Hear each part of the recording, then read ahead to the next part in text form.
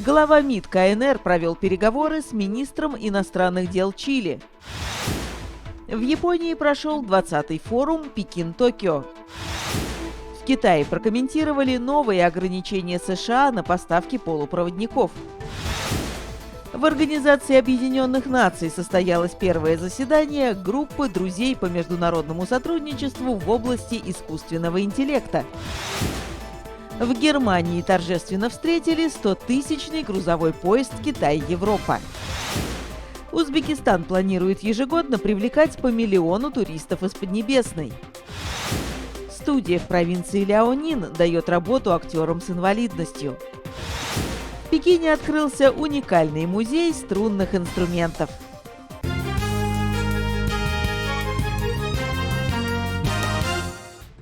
Отношения между Китаем и Чили находятся на высочайшем уровне за всю историю. Об этом заявил глава МИД КНР Ван И на встрече в Пекине со своим чилийским коллегой Альберто Ван Клавереном. Ван И подчеркнул значительный прогресс в сотрудничестве за последние 3 года, благодаря совместной работе лидеров двух стран. Особых успехов удалось достичь в новых сферах, таких как информационно-коммуникационные технологии и зеленая энергетика. Альберто Ван Клаверен, в свою очередь, подтвердил приверженность Чили принципу одного Китая. Он заявил, что его страна и дальше будет углублять сотрудничество в рамках инициативы «Пояс и путь» и продвигать свободную торговлю вместе с КНР. Кроме того, Чили активно поддерживает присоединение Китая к Транстихоокеанскому партнерству и соглашению в области цифровой экономики.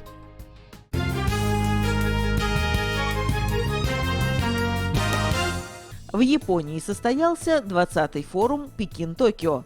На открытии по видеосвязи выступил Ван И, глава канцелярии комиссии ЦК КПК по иностранным делам. Он подчеркнул, что Китай и Япония должны сохранять политическую основу и продвигать взаимовыгодную стратегию развития двусторонних отношений, поддерживать мир и стабильность в регионе. Ван И выразил надежду, что участники форума смогут внести вклад в строительство китайско-японских отношений, которые будут отвечать требованиям новой эпохи. Форум Пекин-Токио проводят с 2005 года. За 20 лет он стал важной платформой для взаимодействия официальных лиц и народов двух стран.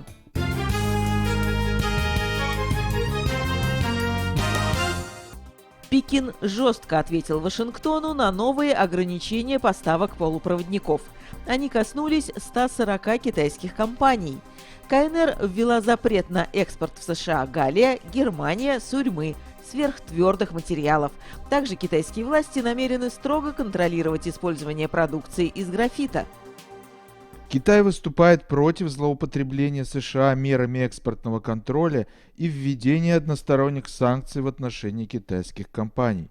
Такая практика серьезно подрывает международный экономический и торговый порядок. Она нарушает стабильность глобальных цепочек производства и поставок, а также подрывает интересы всех стран. Мы призываем США уважать законы рыночной экономики и принцип справедливой конкуренции. Китайская сторона примет меры для защиты собственной безопасности и интересов развития. Китайские отраслевые ассоциации также выразили несогласие с новыми ограничениями США на поставки полупроводников и призвали компании Поднебесной проявлять осторожность при закупках американских микросхем. Так, по мнению специалистов Китайской ассоциации полупроводниковой промышленности, ограничения нарушают цепочки поставок и увеличивают операционные расходы компаний, в том числе и американских. Ассоциация автопроизводителей КНР обратилась к международным производителям микросхем с предложением укрепить сотрудничество с китайскими автоконцернами. В свою очередь, Ассоциация предприятий связи страны рекомендовала властям проинспектировать безопасность цепочек поставок для критической информационной инфраструктуры, а Общество интернета Китая предложило активно использовать отечественные чипы и расширять сотрудничество с зарубежными производителями.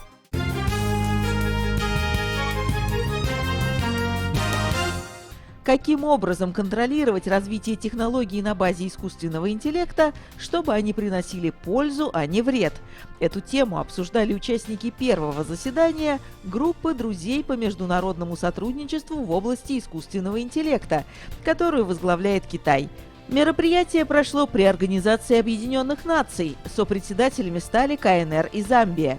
Пекин выступил за создание единого свода глобальных правил для управления искусственным интеллектом. Он также призвал к равному доступу всех стран к этим технологиям. Мы должны сообща работать над созданием открытой и инклюзивной среды для развития искусственного интеллекта. Новые технологии должны быть благом для всех, а не только для богатых и могущественных.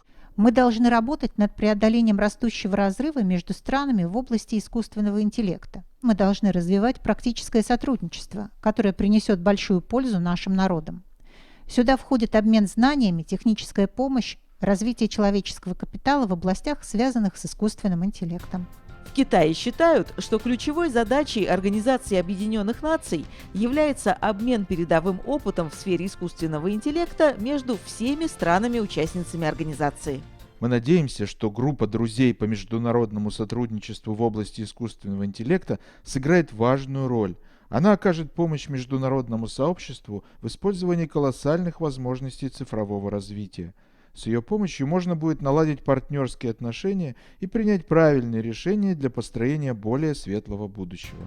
В Китае подчеркнули, что группа друзей по международному сотрудничеству в области искусственного интеллекта открыта для всех стран Организации Объединенных Наций.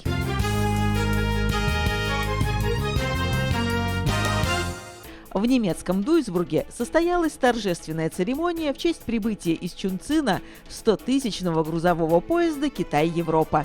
Я надеюсь, что в будущем наши страны смогут полностью раскрыть экономический и логистический потенциал. Грузовой маршрут соединяет Китай и Европу, в том числе и немецкий Дуйсбург. Это значит, что мы тесно связаны с нашими основными производственными базами в КНР. Мы верим, что это сотрудничество принесет нам еще больше возможностей для развития. Первый грузовой состав из Чунцина в Дуйсбург отправился в марте 2011 года. Понадобилось всего 13,5 лет, чтобы по маршруту прошло 100 тысяч поездов. Сегодня Дуйсбург – это большой логистический хаб с разветвленной сетью маршрутов и наибольшим количеством отправлений. Кроме того, город считается крупнейшим сухопутным портом в Западной Европе по суммарному объему и стоимости грузовых перевозок между Китаем и Евросоюзом.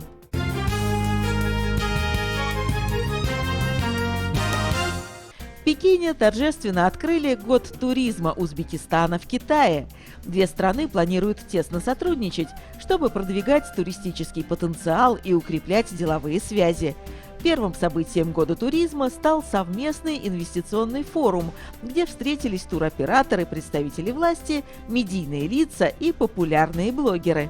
Мы видим большой потенциал совместного развития туристических маршрутов, связанных с Великим Шелковым путем. Такие путешествия, несомненно, заинтересуют гостей из Китая. Кроме того, Узбекистан может предложить высококачественные услуги в области медицинского и оздоровительного туризма. Мы также открыты для участия в проектах по охране окружающей среды и внедрению цифровых технологий. Это сделает поездки в нашу страну еще более комфортными и интересными. Узбекистан славится многовековыми традициями, яркой архитектурой и самобытной культурой. А у Китая есть опыт и технологии, которые помогут использовать этот потенциал для развития туризма.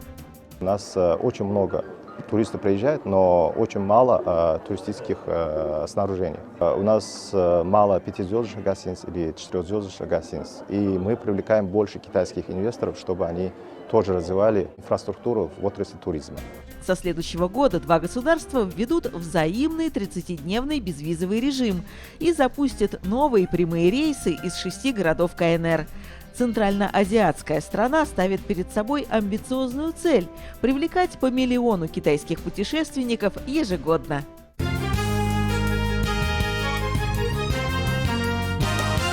Уже 3 десятилетия в провинции Ляонин выступает шиньянская художественная труппа, где артисты с ограниченными возможностями здоровья работают на равных со своими коллегами. Артистизм и жизнестойкость не знают границ. Таков неофициальный девиз театральной студии. Искусство одинаково для всех, независимо от физического состояния. В этом коллективе я не воспринимаю себя как человека с инвалидностью. Наоборот, здесь я чувствую, что ничем не отличаюсь от других людей.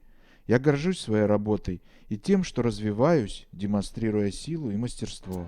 Инклюзивная студия предлагает особенным артистам возможности для самовыражения и творчества. Тем временем другие участники труппы учатся у своих товарищей упорству и командной работе. Наше общество выступает за инклюзивность. Жизнь людей с ограниченными возможностями здоровья не должна отличаться от обычной жизни. Мы должны проявлять больше понимания по отношению к таким людям. Художественный руководитель коллектива отмечает, что 33 года назад, когда появилась студия, никто и представить не мог, какой путь ее ждет. Долгий творческий путь нашей труппы тесно связан с политикой китайского правительства по поддержке людей с инвалидностью. По мнению экспертов, повысить качество жизни в таких случаях помогают не только меры поддержки, но и рост осведомленности о проблемах. По мере того, как общество становится более открытым, для людей с особенностями открываются новые дороги, которые когда-то казались недосягаемыми.